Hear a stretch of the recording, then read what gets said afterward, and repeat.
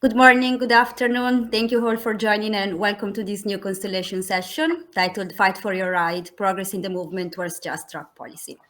My name is Giada Girelli. I'm a human rights analyst at Harm Reduction International, and I will be your moderator for this session. So most of us are very familiar with the social platform by now, but before we start, I just want to give you a quick reminder about two features that you may need. First of all, the session is translated through live captions in Spanish and in Russian. So if you need translation, just press the show captions button that should be under our faces right now. There's also a chat that should be on the right hand of your screen.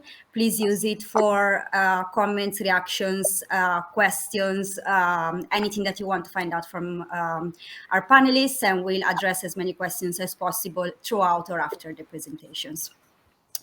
Now, moving to the discussion. A lot of us in the drug policy space spend a lot of time highlighting and condemning the harms of punitive drug policies and of prohibition, their negative impacts on rights and health, and how these are ultimately ineffective and abusive. Today, however, we wanted to do something different. We want to focus on the positive and assess how far the movement has come, how much it has achieved, what more needs to be done, and how we can all contribute to change. So we will talk about progress, about what is going on in the world that points to positive developments, how we got to these developments, and what more needs to be done. To do that, we have 5 really incredible speakers, which I'm really honored to share this virtual panel with. None of them really need an introduction, but I'll just run through them quickly and introduce them. We'll start with an overview of the historical and ideological roots of the drug war and the shifts that are necessary for drug policy reform with Sanho Tree, Director of the Drug Policy Project at the Institute for Policy Studies. Welcome, Sanho. We'll then hear from Judy Chang, Executive Director of the International Network of People Who Use Drugs, Input, and she'll focus on the perspective of people who use drugs as those who are the most impacted by punitive policies, but also those who are pushing and leading the movement for reform around what drug policy should look like in an ideal world. Welcome, Judy. We'll then move to 2 examples of recent reform, meaning Oregon and South Africa, to better understand how we got to those reforms and what the impacts of these reforms are.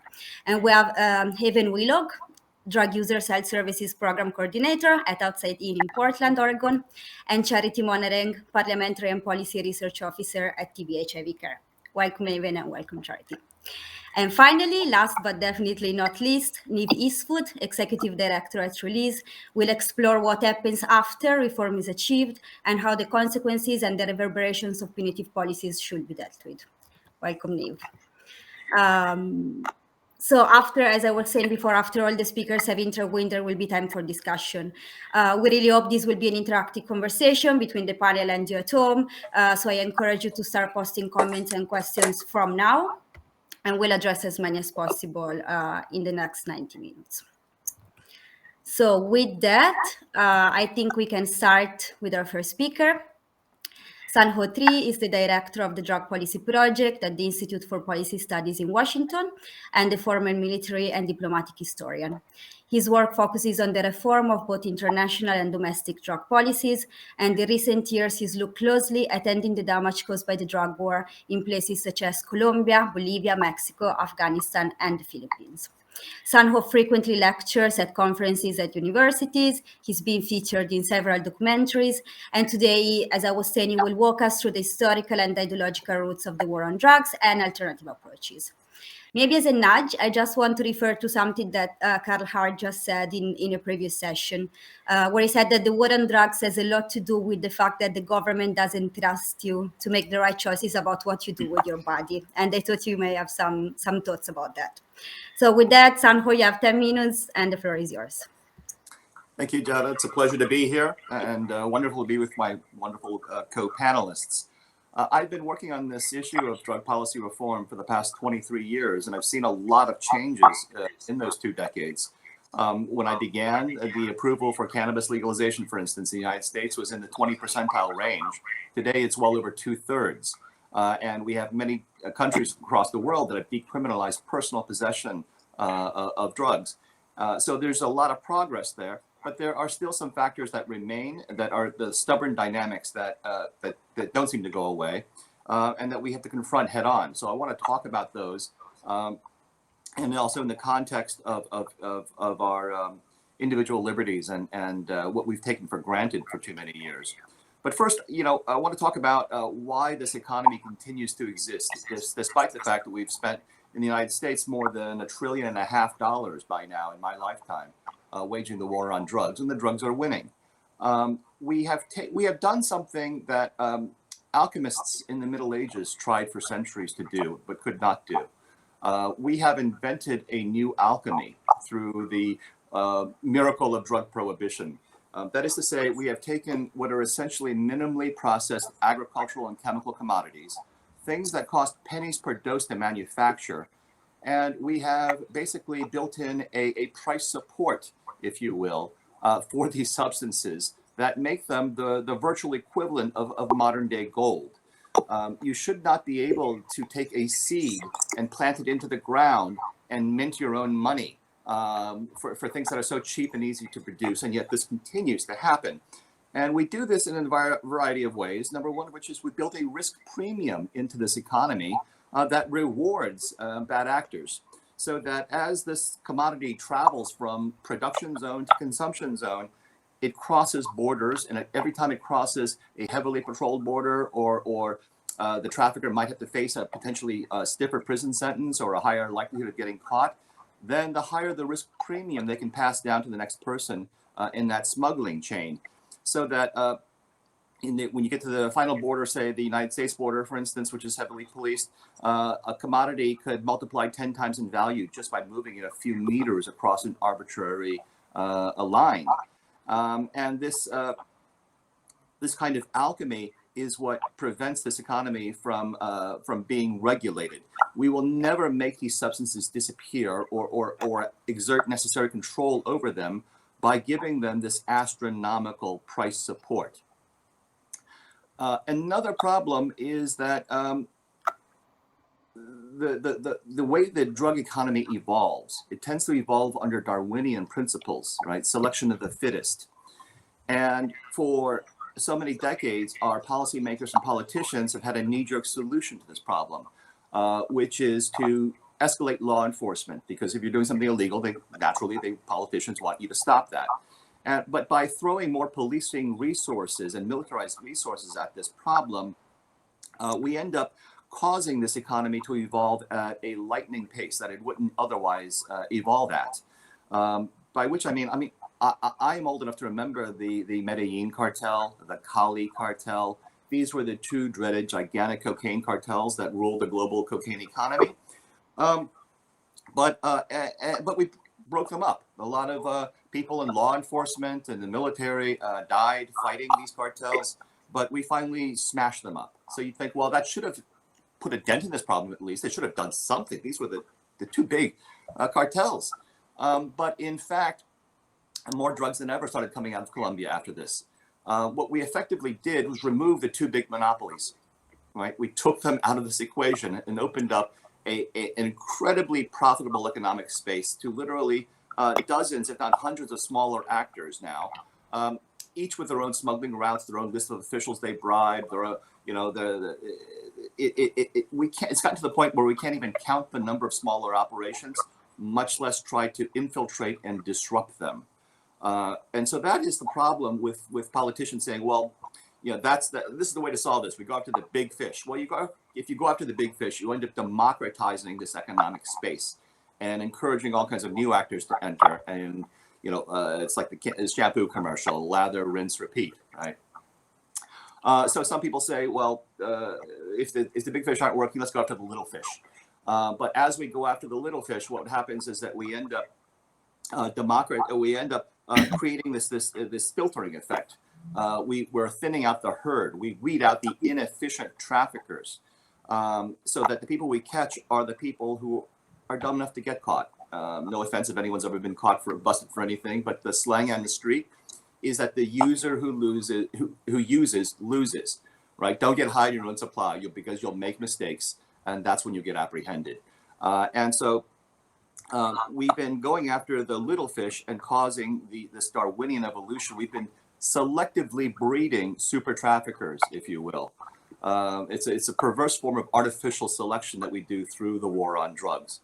And I can't, neither approach, going after the big fish or going after the little fish, take into account why people continue to traffic on the supply side and why people continue to consume on the demand side. And on the supply side, that has everything to do with the economics of drug prohibition.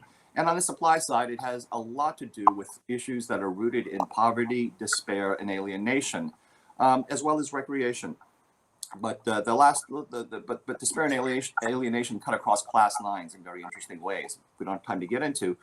But until we look at the drivers of so many of these problems, what I call the PDA problem, poverty, despair, and alienation, if you begin to address those problems, you also begin to alleviate a whole host of social ills down the line.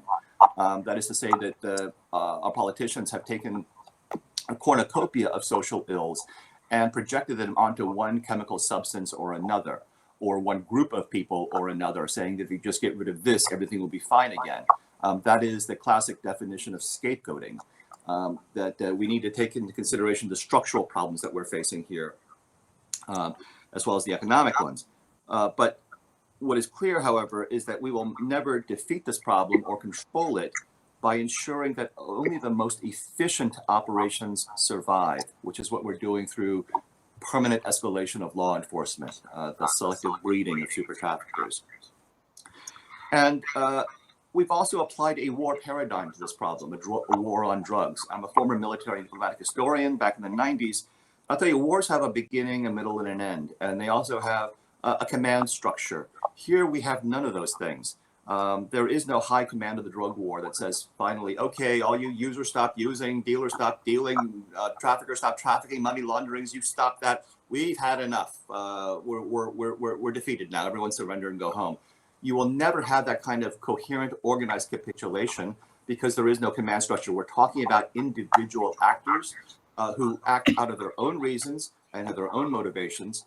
And so that you will never get a coherent surrender from this vast array of individual actors. Therefore, we have been waging, quite literally, a forever war on this problem. That's why we can't win it, or one of the reasons.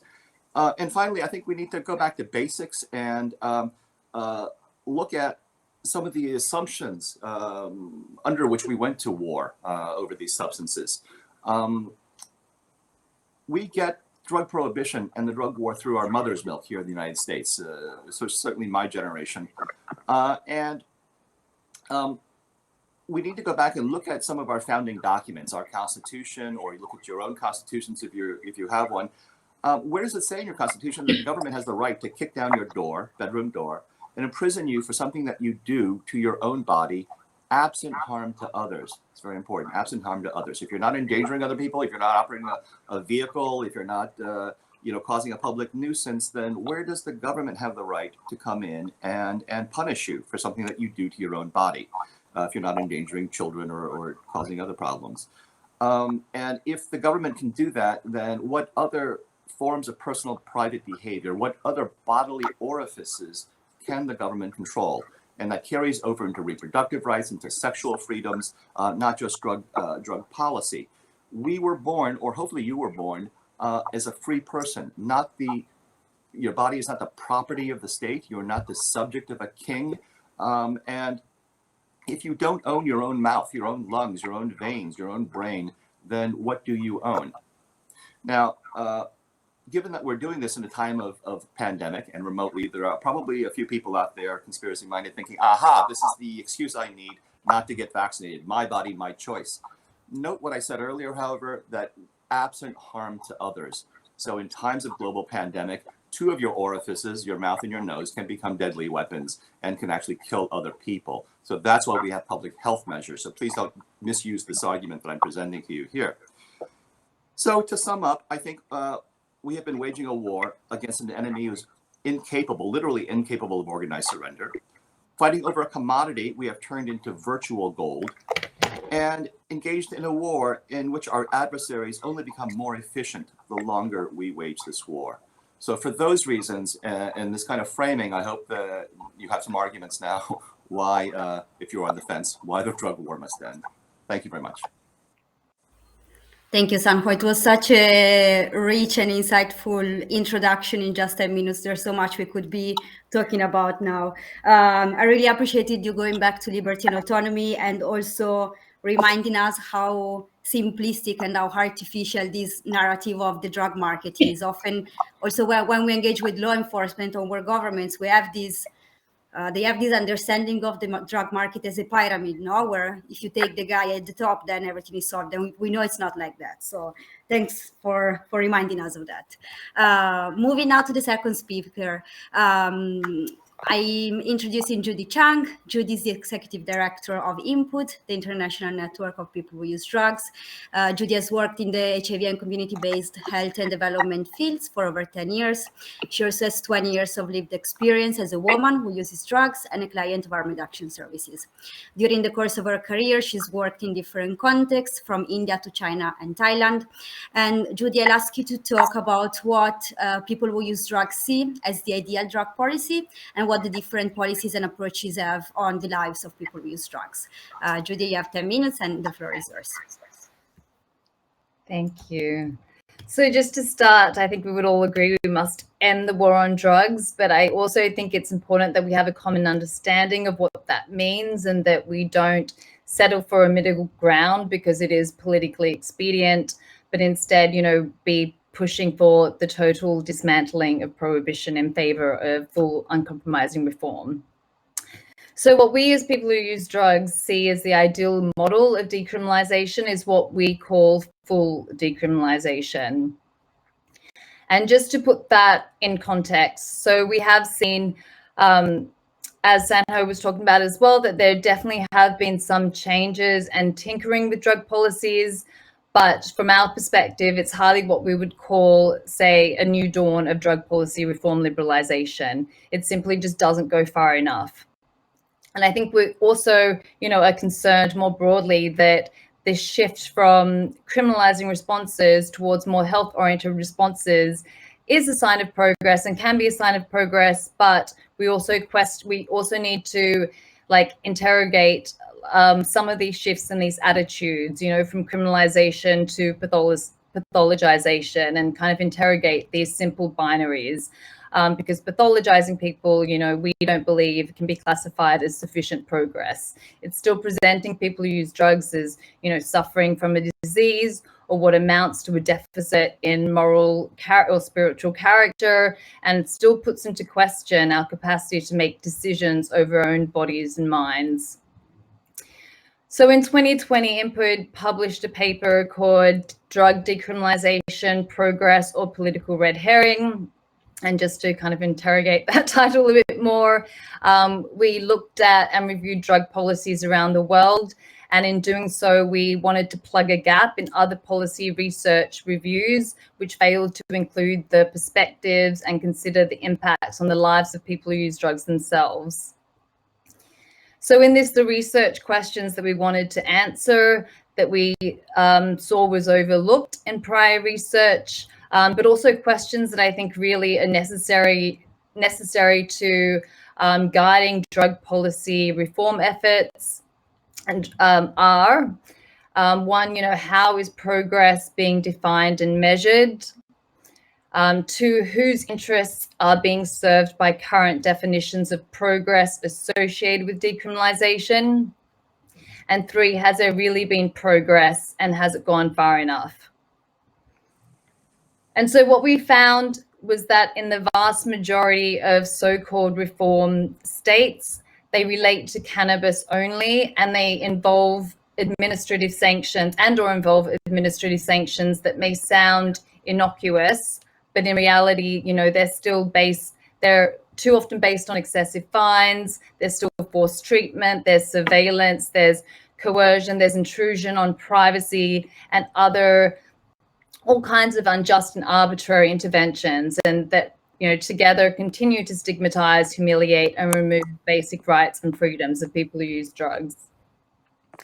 So in this report, when we undertook a series of interviews with peers in the jurisdictions that have purportedly seen by some as having decriminalized, such as Portugal, Estonia, and Vietnam, Surprisingly, we found that in the overwhelming majority of these countries, people continue to be criminalized, punished, and stigmatized because they can't pay exorbitant fines, because the threshold amounts are too low, because there's urine testing and drug registries, and that are used as a form of surveillance and control.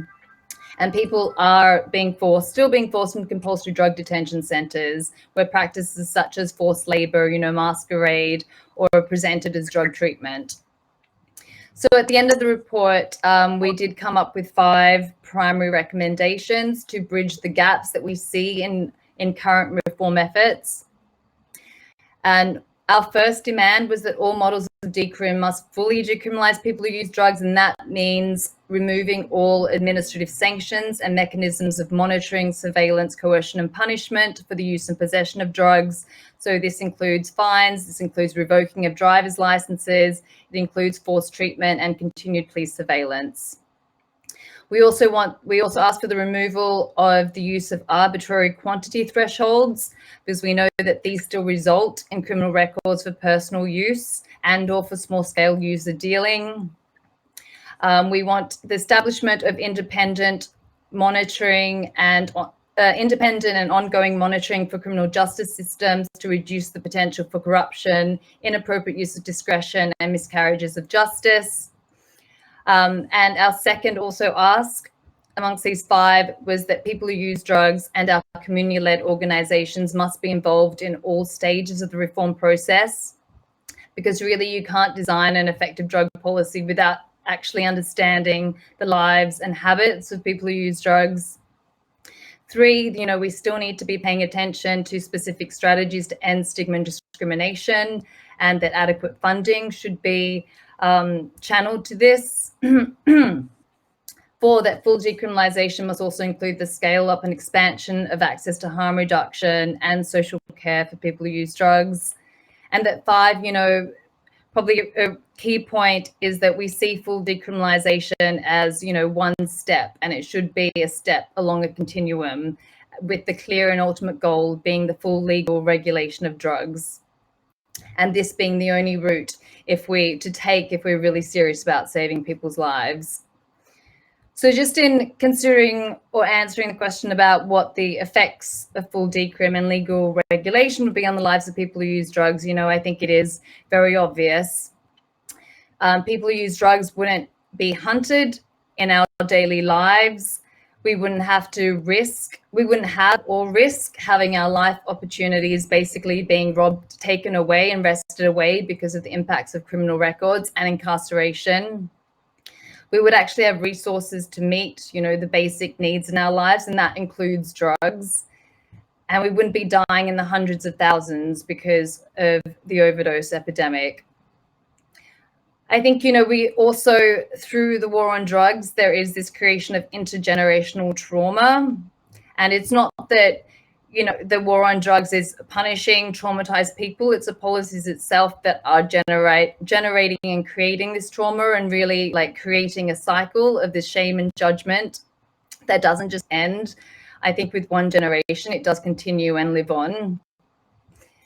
As a movement, we wouldn't have to constantly be called on to be resilient, I think, even though that's a positive term, but there shouldn't be a need for a whole community and a whole sector of the population to be constantly focusing on how to build resilience, because we're living under a system that's, designed to systematically break people down. If we were to think about a world without the war on drugs, we would be looking at a more just and equitable world, where we would have eliminated one weapon or tool that's really used to operationalize racist agendas. There would be more respect of difference, and that includes neurodivergence. And really, we would want a world where people who use drugs are celebrated for what we bring to the world, in all our diversity, and that it's not enough to be politely tolerated at best or despised and patronized at worst. Thank you, Judy. Just as a quick follow-up, you mentioned the need for fully involving people who use drugs in all stages of drug policy reform. I was just wondering if in your research you found any good practices of how that can happen, or you have done any review of how that has or hasn't happened in recent reforms. So this, I don't know if it's specifically documented within the research, but, just in our consultations with community as well, I think with Portugal, after the fact, there was definitely acknowledgement, by government officials that community should have been involved more. And I know, there have been kind of ongoing discussions, of course, with Norway, when it was on the brink of, potential decrim, the community there were really acknowledged, by government officials that were trying to push it through, that they had been involving community. And actually, at one of the recent C&Ds, really called upon one of the leaders from Norway to say, you were right all along. Basically, we should have been listening to the community. But, as we all know, unfortunately, that fell through. Thanks, Judy.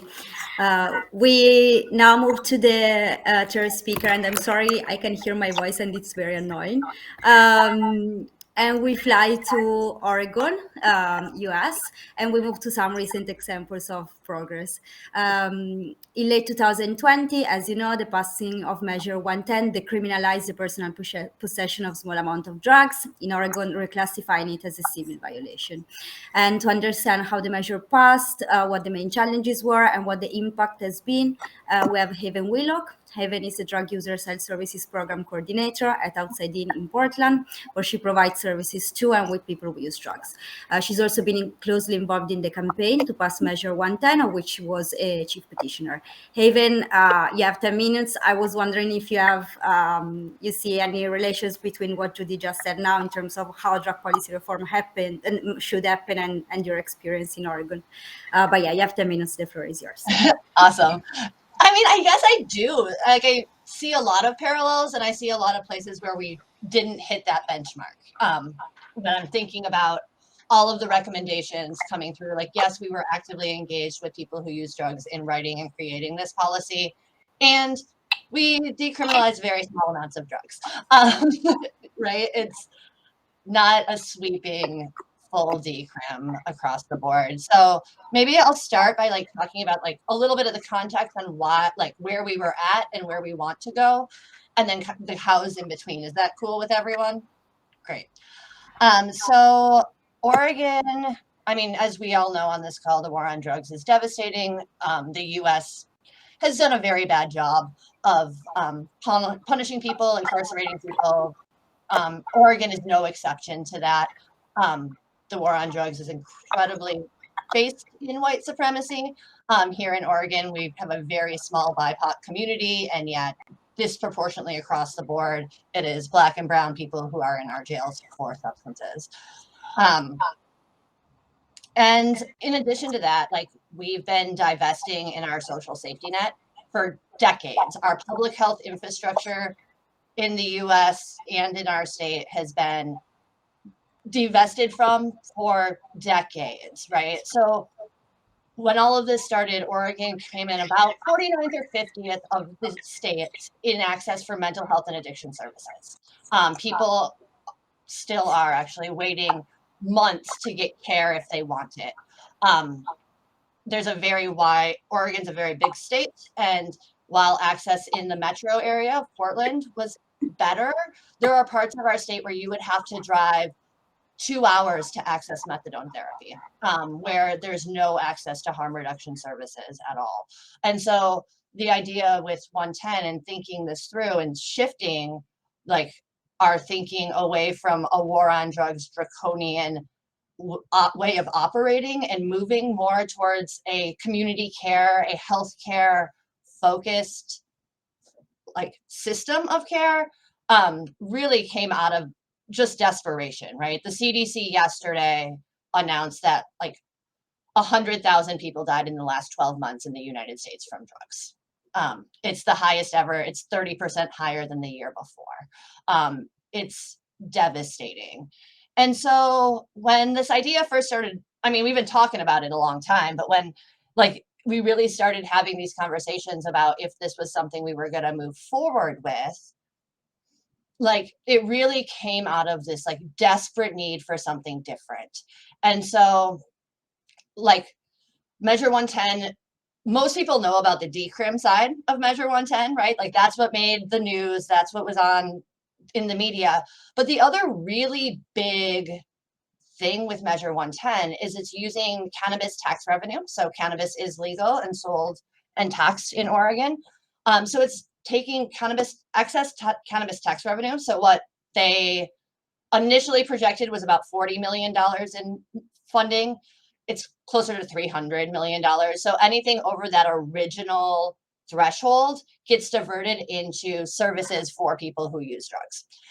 So for the next biennium, that's $280 million in grants going to community-based organizations to provide like full spectrum services, from housing to like access to harm reduction services to peer recovery supports. It's creating these networks of like service providers who can like provide a wide range of services, not just like go to treatment. It's you want to go to treatment, great, let's help you with that. You want to just like not die and maybe like get your skin infection taken care of, yes please, let's help you with that. And so it's a really exciting measure, and it's, I mean, it passed a year ago. Decrim went into effect in February of this year. So far, people aren't getting so what it does, small possession is now $100 ticket that can be waived if you call a hotline and talk to a person. What's happening though on the ground, cops are just not even writing tickets, to be honest. They're like some tickets have been issued, but not compared to what would have been like people would have been arrested for possession. We got a lot of pushback in the media actually just recently, like, oh, Measure 110's not working because cops aren't writing tickets, with this false belief that we have to punish and coerce people to access care. And luckily I wrote a whole op-ed about how that's the wrong metric to be evaluating this on, right? Like the metrics we need to evaluate are like lives saved, lives not destroyed by the war on drugs.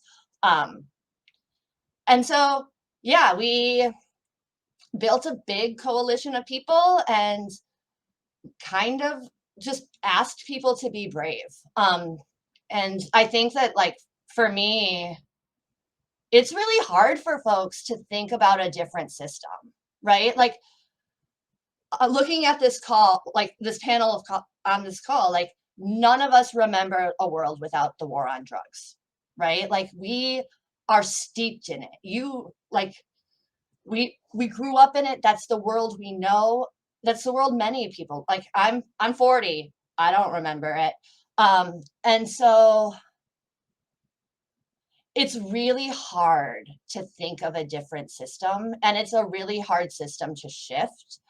And I think, one of the things that I think really makes me so proud of Oregon and the work we did to kind of get to this place is that people were really brave. it really was this situation where like everything is desperate. White supremacy was being called to the forefront, right? Like the racial justice and the racial reckoning of 2020 really did help. The Black Lives Matter movement was crucial in helping shift the narrative around policing and the Black and Brown community. The war on drugs was like part of that dialogue here. I don't know if you all know, like Portland had 100 days of protests over the summer. The feds came in, it was a nightmare. It was very scary. But I think for many people, it was the first time they really thought about how the war on drugs is a war on people, right? We're not fighting drugs. We're not putting drugs in jail. We're putting people in jail. And so this whole, like, we just built a coalition, and like the addiction crisis touches the lives of so many people. You know, it's just, I mean, it was really easy to get people to like say they supported it. So like the labor unions were on board with this campaign and excited about it. The Oregon Food Bank, right? Like all of these really wide range of people were able to like step up and really push this measure forward. Like we had our drug policy reforms and our healthcare folks all on board. Like those are the easy ones. But there were so many organizations that were just like, we need to house people, right? Like that's important. So all the housing organizations were on board. It was like, it's really cool. It's really cool. I'm not gonna lie. So I can talk a lot about it. But I do think there are some like, what's next, right? Like people are constantly asking me, is it working?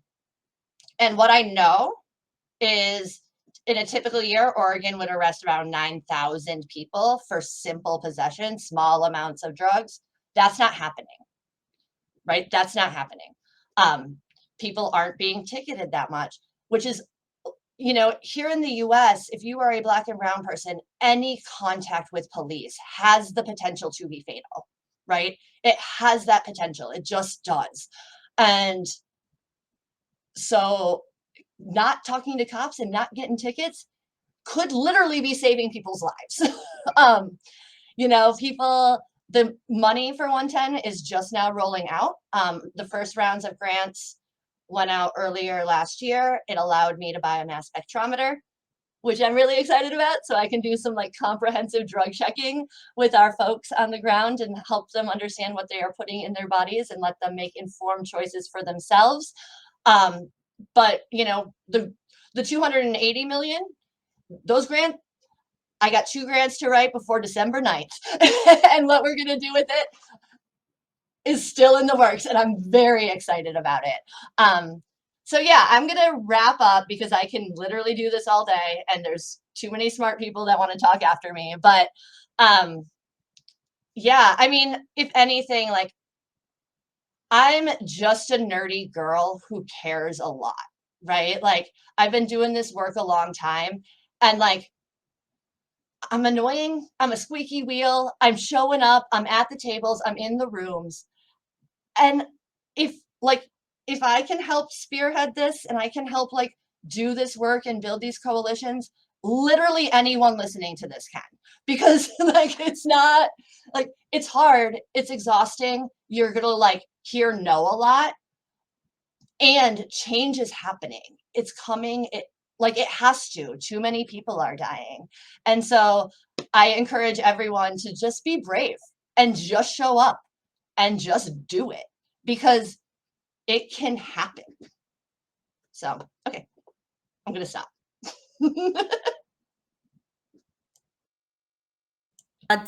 need the panel, I'm sure we'll get back to you. Just do it is just such an amazing slogan. And I also want to thank you for raising the point again. That's been sort of a thread throughout this whole conference about the need to change the indicators about how we measure the success of drug policies and go back to human lives really and to the human cost of them. We now move from Oregon, from the US to South Africa to talk about another example of reform. As you know, in 2018, the Constitutional Court of South Africa legalized the private cultivation, possession, and use of cannabis for personal use. And to guide us through the movement towards this decision, the challenges, and the impacts we had, the reform had, we have Charity Monering, Parliamentary and Policy Officer at TB HIV Care. Charity conducts high-level advocacy at the national, regional, and international level for drug policy reform. She's also on the board of SAMPUT, the South African Network for People Who Use Drugs, Stand Action, and Digital Girl Africa, and she's a PhD candidate at the University of Cape Town. Charity, I don't know how you managed to do so many things all in one. You have 10 minutes and the floor is yours. Thank you so much. So before I start, I just want to acknowledge the incredible work of the late Joel Stokes and Myrtle Clark, popularly known as the Dacha couple, who have essentially made it possible for us as South Africans to speak about the success of decrim of cannabis.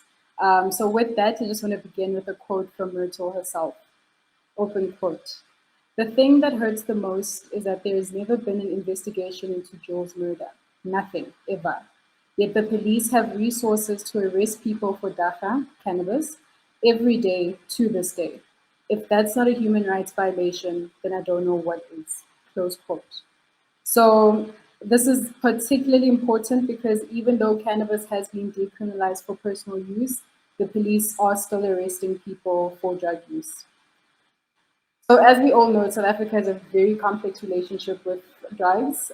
So while cannabis has for the longest time been used for medicinal and recreational purposes among Black South African communities, its prohibition was based on the preservation of the purity of the white population.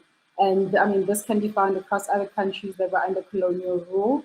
And the prohibitionist trends that trended or occurred in Europe translated into African colonies. So the prohibition has resulted in the overpopulation of our prisons across the country, with over 50% of our prison populations consisting of young Black men for drug-related offenses. We have seen the incarceration of minors, breadwinners, parents for very minor drug offenses, the conversion of minors and young men into gangsterism, police, as Myrtle's quote mentioned, the diversion of resources from serious crimes to deal with minor drug offenses. We have also seen the militarization of police when conducting drug operations. So South Africa has probably one of the best constitutions in the world, and every constitution implicitly supports decrim. And we've seen instances relating to the decrim of same-sex marriages, sex work, and sexuality, where advocates have used constitutions to justify the decrim of these acts. So, as we all know, prohibition is a constitutional limitation. It does not achieve its purpose in the least repressive or most effective way. And if COVID has taught South Africans anything, is that prohibition doesn't work. So, in the first weeks of our hard lockdown, our government prohibited the access to alcohol or cigarettes. And this obviously didn't deter people from getting alcohol or cigarettes, but it did drive the trade underground, and the prices were ridiculous. So moving on to the Constitutional Court judgment, in 2018, as Giada mentioned, the Constitutional Court judgment arose from 3 different court proceedings premised on the same basis, which was that sections of the Drugs and Drug Trafficking Act and the Medicines and Related Substances Act were found to be inconsistent with the right to privacy. And this is a right that is guaranteed in Section 12 of South Africa's Constitution. It should also be noted, however, that the judgment is only related to cannabis, which means that other substances are still criminalized in South Africa. However, this has kind of encouraged drug policy reform advocates because we're arguing that this could possibly be a gateway to decrim other substances for personal use because the judgment was solely based on the right to privacy. So the South African decrim model is an example of de jure decrim because it was a court judgment or court decision which is being followed by legal change. There were discussions on having criminal records of people in prison for non-violent cannabis-related charges to be expunged. However, we haven't seen this happening. We don't know when this is going to happen. It has been a very slow and tedious process. The judgment was passed in 2018. However, the bill was only discussed this year in October, and it's still unknown when the bill will be passed. It also doesn't guarantee that law enforcement practices will change. As I mentioned, we're still seeing people being violated. We're still seeing people getting arrested.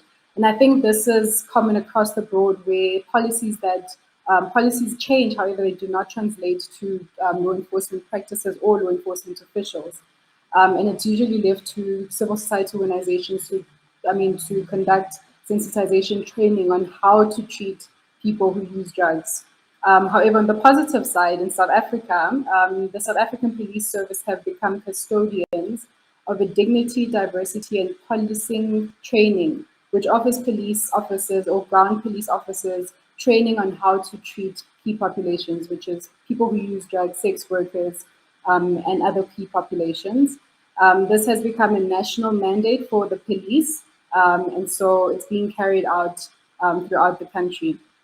People living on the streets are not considered in the cannabis bill, especially relating to private use. So, as mentioned, we're still seeing people being arrested, and the commercialization of the industry could negatively impact small-scale farmers who rely on the cultivation of cannabis for their livelihood. However, we have seen a reduction in arrests, which was very important for us because in 2019 alone, drug-related crimes were responsible for more than 40% of all convictions in South Africa. The conviction rate for drug offences was 47% higher than any other crime, which is including serious crimes. But that essentially means that 53% of all people arrested for drug crimes should have never been incarcerated or convicted at all. We also have seen an increase in the uptake in drug treatment and plans to establish more harm reduction sites. And this can be attributed to the implementation of our current National Drug Master Plan, which is another success I'd like to briefly just discuss. So our fourth National Drug Master Plan has been the most celebrated master plan among drug policy reform advocates. So the National Drug Master Plan is mandated to provide South Africa's national overarching policy framework with which to inform the country's response to the use of drugs on all fronts. The Central Drug Authority is responsible for its development, its coordination and evaluation, which is itself to be developed and presented to Cabinet every 5 years. So previous versions have been influenced by internal and international political pressure, and have ignored recommendations and effective responses to drugs relating to harm due to the influence of special interest groups. And essentially a war on drugs approach continues to be dominant in the policy landscape in South Africa. The previous plan appeared to build on lessons from the second master plan, but was compromised by lack of details, lack of accountability, and paying just lip service to harm reduction in a more balanced approach. In reality, the criminal justice response once again continued to dominate.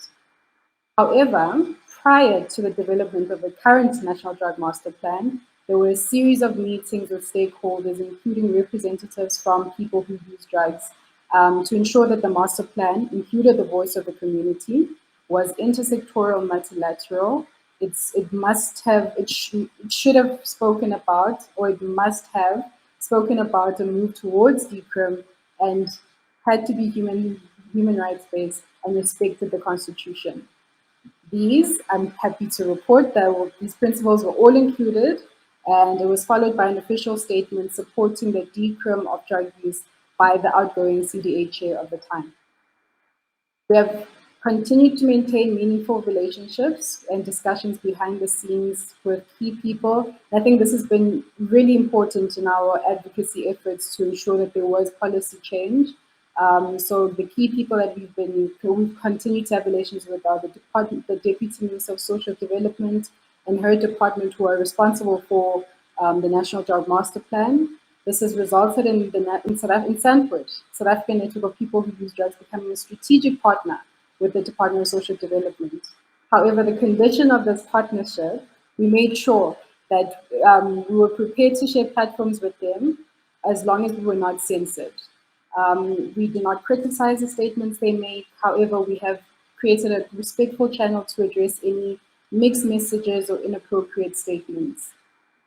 We have also had a lot of press coverage. Not only drug policy advocates, but community members themselves have had opportunities to speak on their experiences in the press. In 2019 alone, when the National Drug Master Plan was released, we published 5 book chapters, 4 journal articles.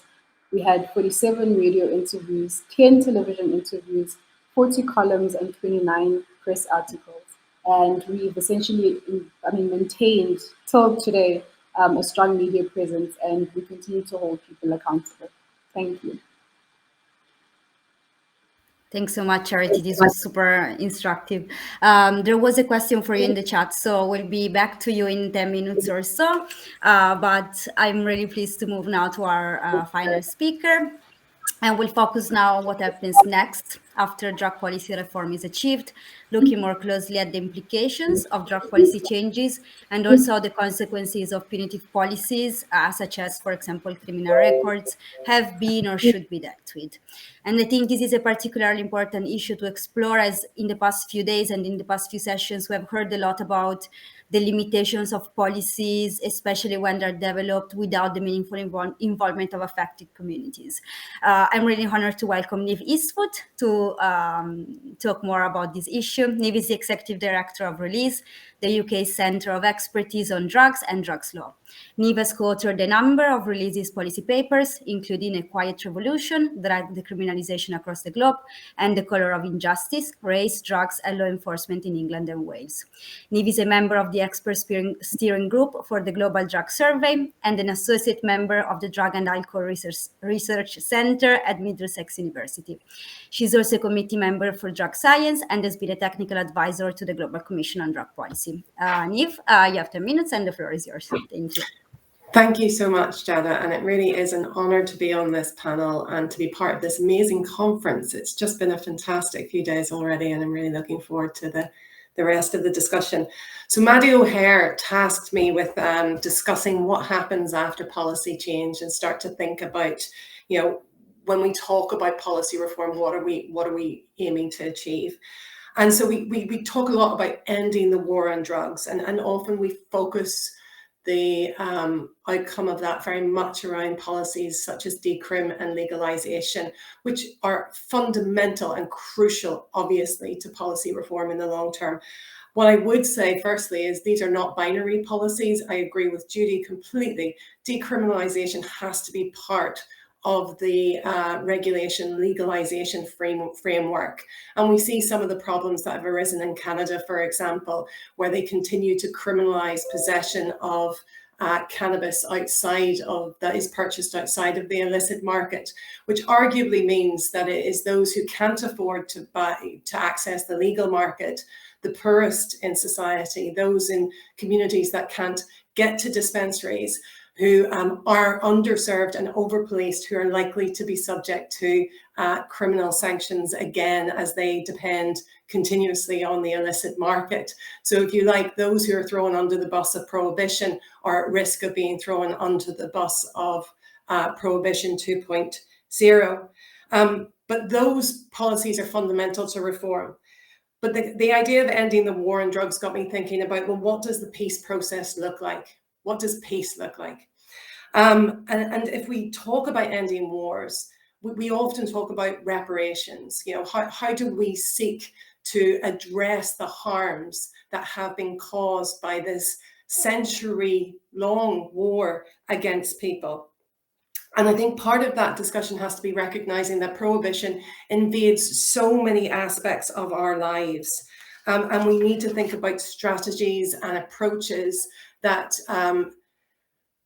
unpick the tentacles of prohibition from various aspects of our life, from health policies, from social policies, from economic policies, to think about how, you know, the drug laws are used to limit our rights around housing, whether that be in the UK, where you're at risk of being evicted for a drugs offence, or as we see in the US, some of the examples of reform that's occurring around cannabis regulation, where people will be prohibited from using cannabis in social housing. So again, that class war, that race war that is that's tied up in the drug prohibition framework.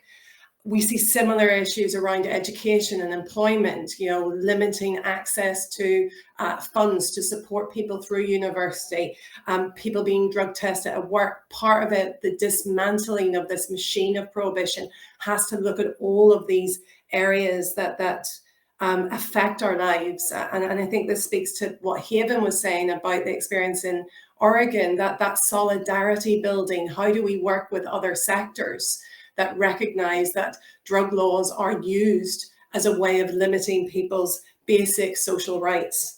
And that applies equally to things like child services and the risk that women in particular face, and in particularly those who have issues with their drug use, who need to access support and services, and who are fearful to do so because of the fact that their children are at risk of being taken from them. So I think really identifying those different areas and thinking about how we can build solidarity across movements to advocate for reforms that are meaningful.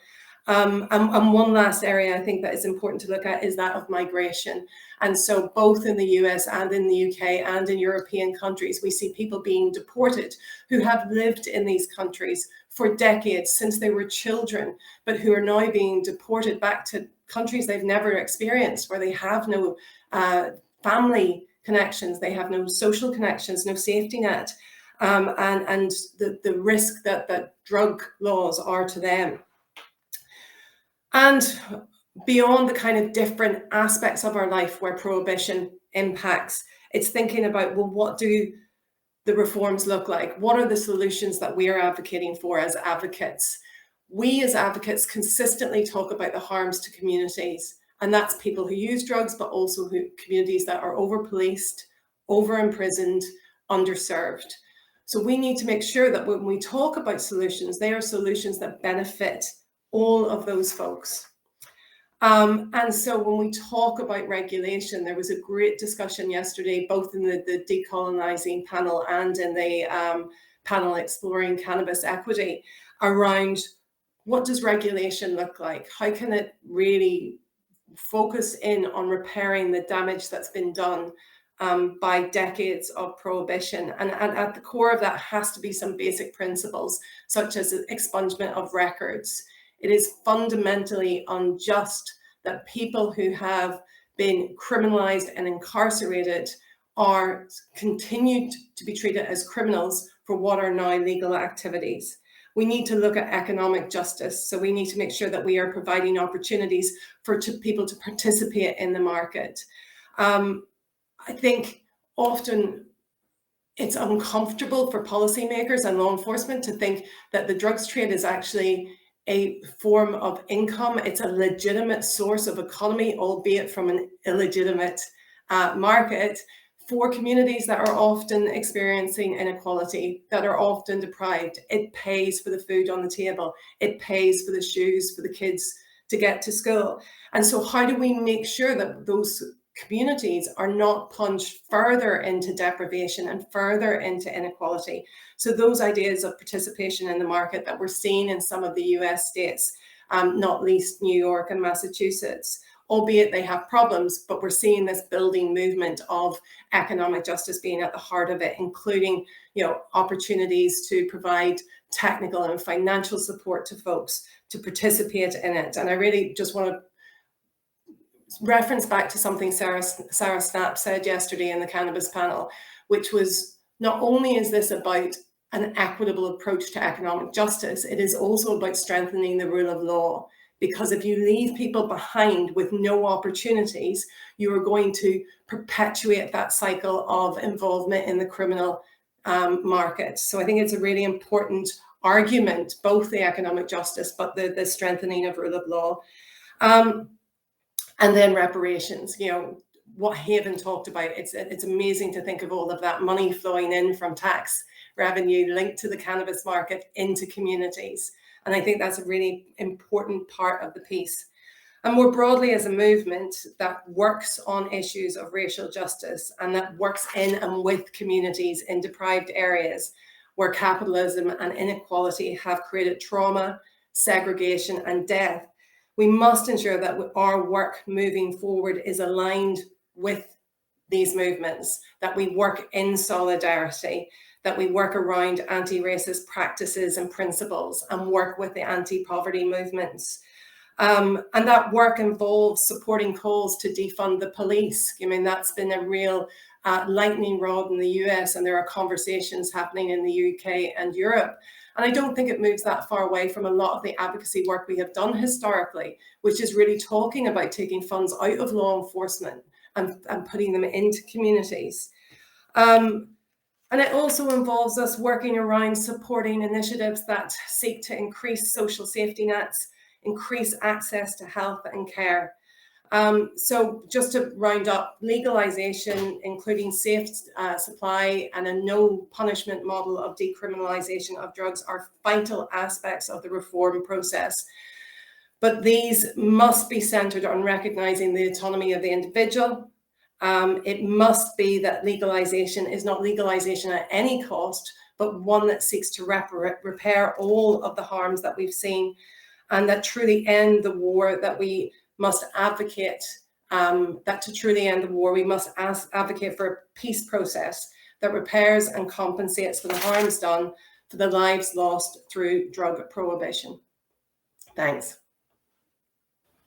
Thanks, Niamh, for giving us such a clear sort of pathway and for linking so strongly drug policy reform and economic and social justice and breaking cycles of poverty and inequality.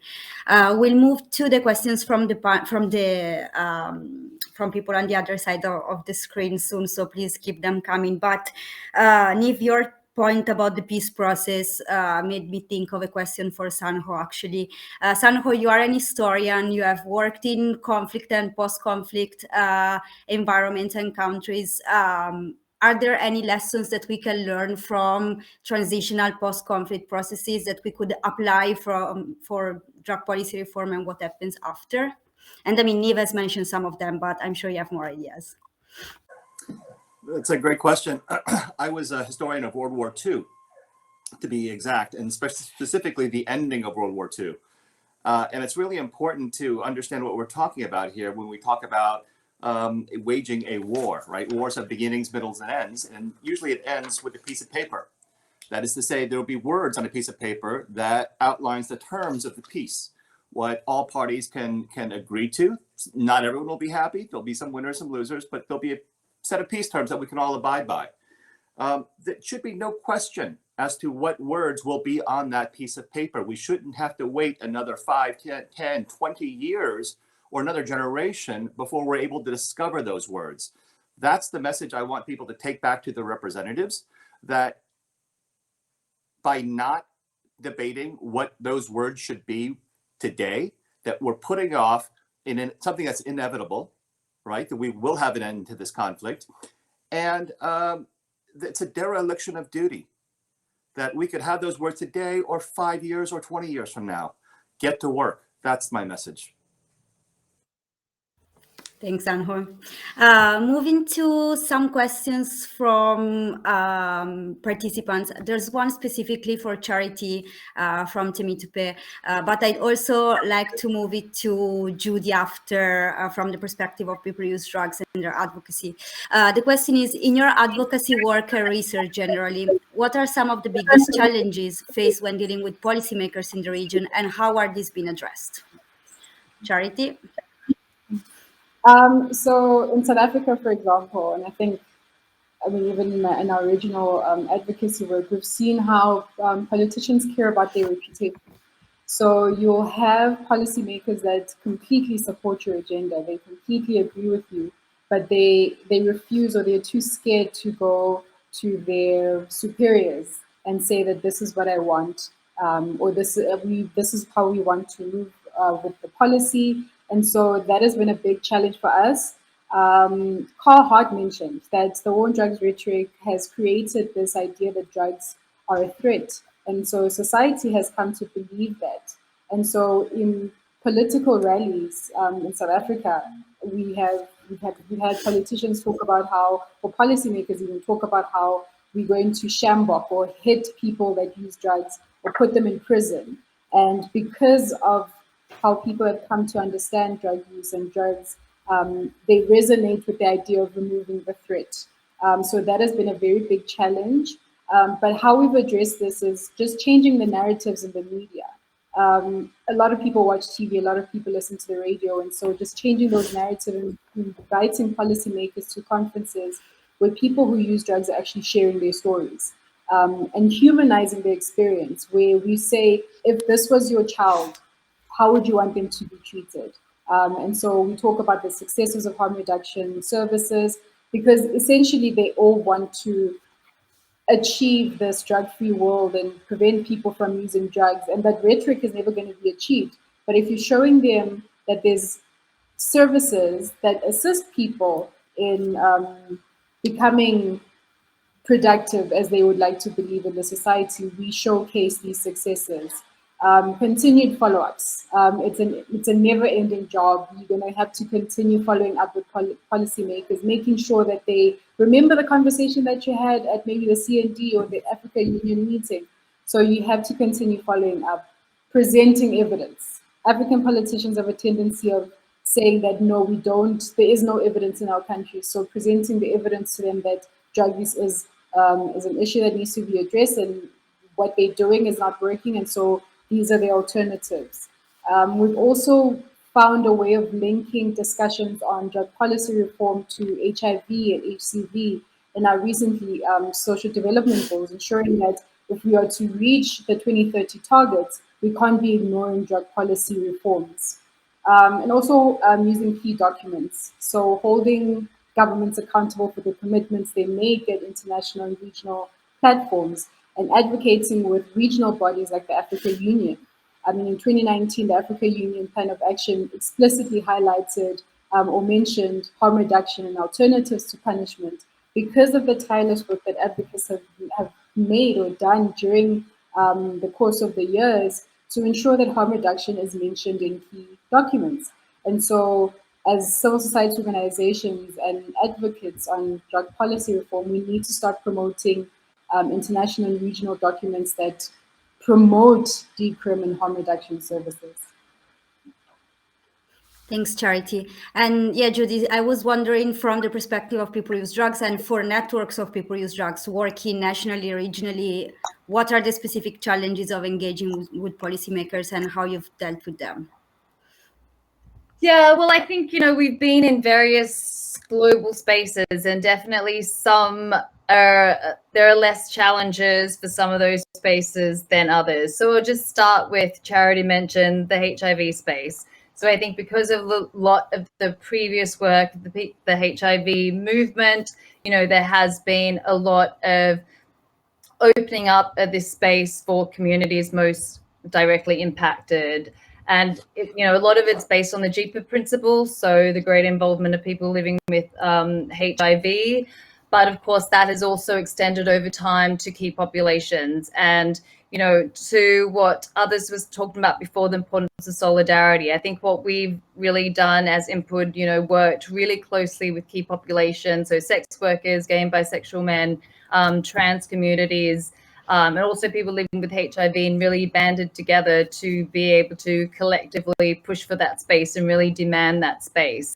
So, what we've been able to kind of get from working in solidarity and working collectively is to be on steering committees and being able to set global targets. We've also been able to define and set the agenda, say, on the definitions of what community-led responses look like. So I think we've been able to shift some of the discussion at the global level from not just, involvement or meaningful involvement, but community leadership, because we believe that we should be setting the agendas, not just always following. So of course, there'll have to be a lot of follow-up work on that, accountability, pushing governments, etc. But at least, we have those commitments on paper.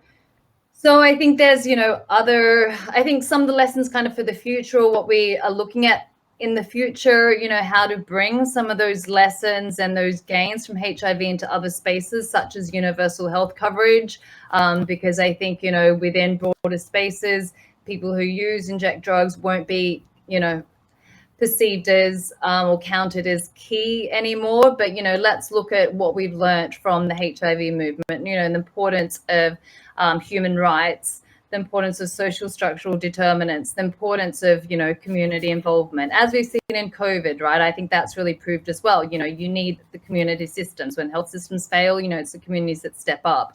And in any kind of future looking at pandemic preparedness, I think really building community infrastructure will be key to that.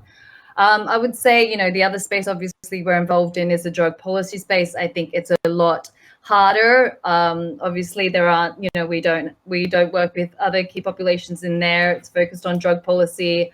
So it's definitely a much harder space to push back.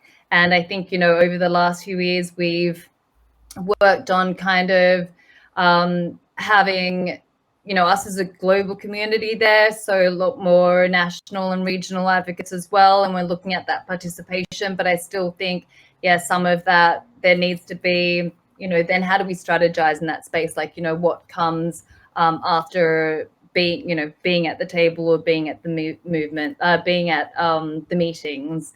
How do we more strategically engage in there in what is a very, very difficult space? Thanks, Judy.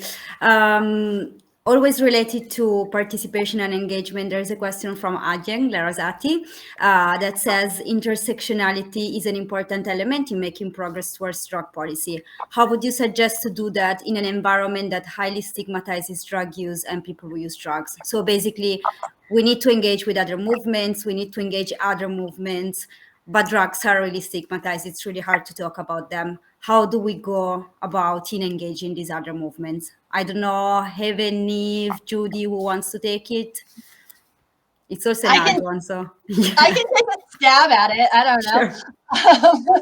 Not sure I'm going to do it well, but yeah, I mean, I think just doing it. Honestly, like, I kind of am at a point where I'm sick of people being like, oh, we can't do it because they're other and they're bad. And I think the more that we just show up and are like, we are people who use drugs, we belong in these conversations, we belong in these spaces, and here's why. Is a really, like it's really important. And it's the only way that we can, like, really change this idea that people who use drugs are somehow different than literally anyone else, right? Is like this idea that, and it's hard, right? It's hard to, like, show up and be annoying and be turned down for meetings and not allowed at the table and to keep showing up even though you're frustrated. When I first started doing this work almost 20 years ago here in Oregon, I couldn't get a meeting with the Oregon Health Authority, right? Like, I run a syringe access program and I wasn't invited to the HIV prevention meetings, right? And I just kept being annoying. Just be annoying. That's my advice. Like, be brave and be annoying, and you can keep showing up. And that's how we're going to fix the stigma, right? Like, I really struggle with, like, thinking about stigma and drug use under our criminalized model. We are never going to destigmatize substance use and substance use disorders under our criminalized model. As long as we are still labeling people criminals because of their substance use, we're never going to fix this. And so, like, I talk a lot about that in, like, the world in general and, like, how we are thinking about this. Like, everyone wants to destigmatize addiction. I hear it all the time, but yet they're still okay with putting people in cages for it. And so, yeah, I don't know if that actually answers the question, but I think it's just, like, it really does, in my mind, take some really brave people who are willing to be like, yes, I use substances and I belong at this table because I'm a person, and what you're talking about is literally about me.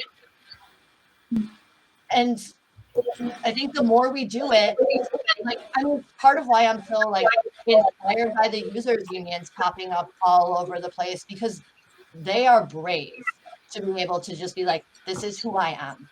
And their stories and their experience is so powerful and so important that it does help change that narrative. I hope that answered the question. I'm going to stop. That's actually a great answer, Heaven. And I think just be annoying should be the slogan of this conference. So maybe we can put it on a t-shirt. Does anyone else have an answer? Yeah. So I also just wanted to add, so what I always say is that the beauty of drug use is that it's common across all key populations. And so highlighting that there's sex workers that use drugs, there's the LGBTI community that uses drugs, and we can't, they themselves are stigmatizing their own people by ignoring the people that are using drugs within their communities. And so highlighting the fact that this is a common problem among all of us. So how can we address it? In South Africa, the sex work movement is moving towards decriminalising sex work. And so if we're both fighting the same battle, why are we not sitting at the same table?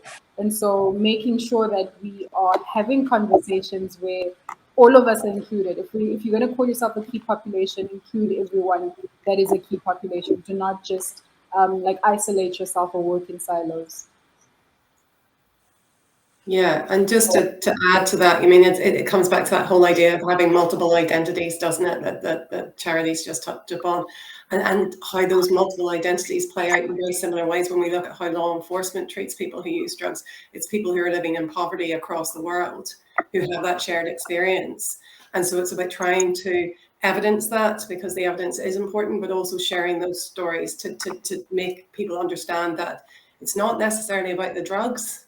It's the fact that drug law enforcement is a way of controlling your communities and your bodies. And we share that regardless of where we are in the world. Yeah, just to add to that, and I think Charity already answered the question in regards to intersectionality across key populations, but I was just thinking of intersectionality with the women's movement. And I just remember being at an AWID conference, so Association of Women in Development, and there was, a lot of, the community of sex workers attending, and, we know a lot of the feminists can be very anti-sex work, but as Heaven said, you just keep on kind of turning up and demanding to be there and taking up space and like shaping the conversation, the narratives. And I also think one tactic is using, those movements' arguments to highlight how it relates to your cause. So I remember, being on a panel and the sex worker was like, what could be more patriarchal than you telling me what to do with my own body, which of course is a feminist argument, but it also applies, of course, to, people who use drugs. So I think it's, just finding those commonalities. And just to say, just building on what Judy said, we've come quite far, I think, in the field around this. Would others agree? Like, AWID being an example of, a feminist-led organization is interested in drug policy now. I think this is a really vibrant space at the minute. Yeah, and I think, Niamh, just to reiterate, you were making a very good point before about how the war on drugs hurts not only people who use drugs, but also all the communities around them and society more in general, because then you have law enforcement all of a sudden with very, very broad powers, and nobody knows how they're going to use them. I think the COVID pandemic was also an example about how easy it is for those powers then to be misused against communities that were immune from that misuse before. And so we're potentially moving forward in showing people how harmful those punitive policies can be for everyone. I also have a question from Pat O'Hare, which I think speaks about the different models and the continuum that Judy was referring to before. He says, I always use the word legalization. Should I be using the word decriminalization? And if so, why? So the different models, basically, what's the answer? And also our answers, I guess, change in different places. I don't know who wants to take this one. Sanho? I'll give it a start. I think decriminalization is a step towards legalization. That decriminalization takes the penalties away from the user, the consumer, or the low-level offense, but ultimately it doesn't deal with the market itself, whether the products are being produced in a safe way or exploiting other people or causing great harm, environmental damage, et cetera, et cetera. So without legalization, you can't regulate these substances. And so it's not just the criminalization that's the problem, but it's also the production and the safety of the substances that needs to be monitored. Niamh, you wrote a report about decriminalization across the globe. You so did I it think perfectly. I don't need to say anything else. That was fun. I think you were right, though, Giada, at the start as well. Like, it's different spaces, different environments, or in different countries will use different language slightly. But I think for those of us working in the field, that's what Sanho said, spot on. And I think I'll go back to the point that Judy made and that I said is these are not binary policies. These are policies that need to work in tandem. And we're a very long way off before we can regulate cocaine, just because of the international challenges around that. So decriminalisation is an important part of kind of reducing the harms in the interim for people using all drugs. Can I jump in and just Sure. I agree with all of that. And I think, I think about the context in the US, right, where we don't have access to universal health care, which will probably, in the US at least, be like, as we move towards legalization, it'll be medicalized before it'll be anything else, because that's not how it should be, but that's how cannabis has moved. That's how all of that has moved. And I really worry about the health equity and the inequity that could come from legalization with our for-profit healthcare system in the US, right? If Purdue Pharma starts like selling cocaine or heroin, uninsured folks aren't going to have access, right? Poor people, Black and brown people who have been excluded from our healthcare system are not going to have access. And so, like, I often make the argument here that I want to fix and get rid of our for-profit healthcare system before moving to legalization. And I'm wondering what other people on the panel think about that argument. Like, am I off base? Because I could be. But like in my mind, the idea, like that inequity seems to be it's so glaring that I want decrim until we can get rid of our for-profit healthcare system. Then I want legalization. Tell me I'm wrong, or tell me it's okay.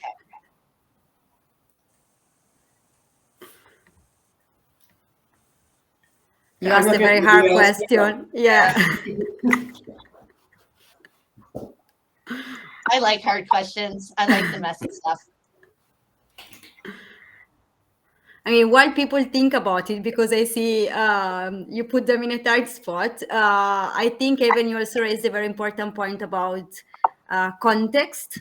I mean, you actually raised a lot of important points. One of them was about economic access then to drugs, because we then have the case of Canada where, cannabis is legal basically, but it's just so expensive that people keep buying it off the street, and I kind of understand them. So also like all those questions that need to be asked about then who has access to the legal market.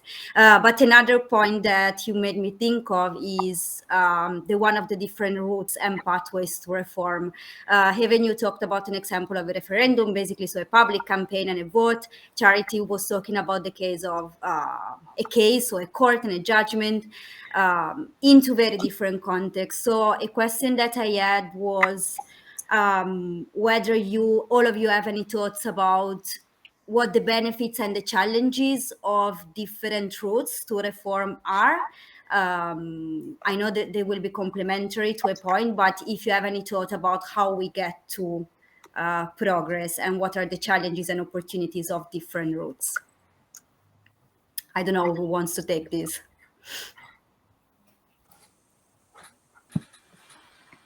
Okay, so I'll attempt. Well, the challenges that have been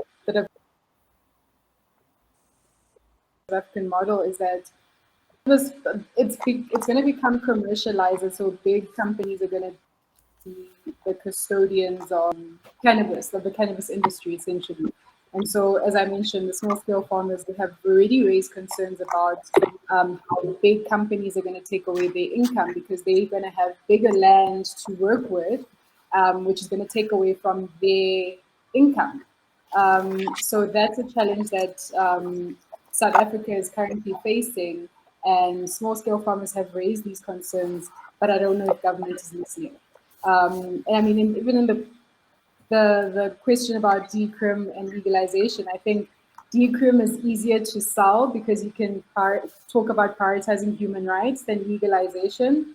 And so in the African context, for example, even when you say decrim, policymakers do not understand that it's completely different to legalization.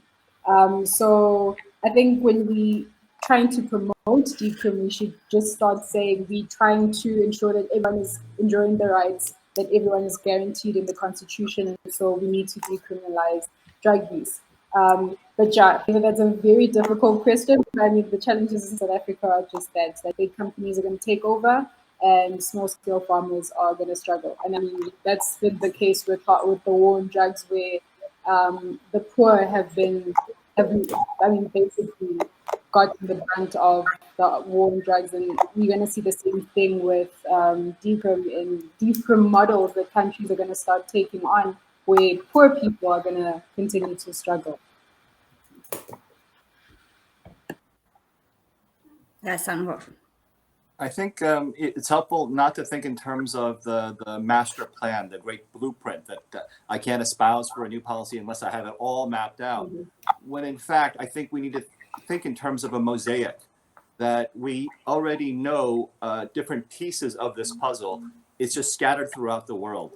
And those best practices are things that can be held up. And I'm not saying they're easily transportable across different cultures and political economies, but we can learn from those lessons from Switzerland, from Canada, from Portugal, from all these other countries, and begin to put together a mosaic that makes sense for our societies and our countries and our healthcare systems. So don't be intimidated by the fact that you don't have the master plan right now. We can evolve a better plan as long as we learn from our mistakes, because we already know it doesn't work. Prohibition doesn't work, and we can't shake that. So that's the obstacle to getting to where we ultimately need to go. Thank you. That's a great point, Sana. And actually, you are right. Maybe what I'm hearing from you both is that the trick is, even for us, at least in the public conversation, to learn to move away from the labels, from decriminalisation and legalisation and regulation, and shift towards health and rights and justice and equity. And then we can together and come up with a policy that works for the place we are in. I think these are all the questions we have for now. I don't know if any of you has any closing remarks, any things that you want to say now, or hold your peace forever. Any Friday evening well wishes. Otherwise, I'm happy to close the session. I just want to say thank you all so much. It's such an honor to be here and be a part of this and be able to have this lovely conversation with some really big brains with really big hearts. So that's my closing thought. Great. Next time I see you all, I hope we can have a pint. Yeah, we'll be in person and we'll go for a beer after that. So thanks again to all the speakers, to the participants, to the people in the chat. Thanks, Lee, for your energy. Just a quick reminder that this is the last session of Constellations for today, but Constellation continues in the weekend. All of you, I'm sure, will be free tomorrow at 7 p.m. UK. We have a poetry session planned that you all have to join. And then we're back on Monday with a day packed of discussions that you don't want to miss. Also, nobody wants to work on Monday, so this is the perfect excuse. Thank you, everyone, and have a nice weekend. Thank you. Bye.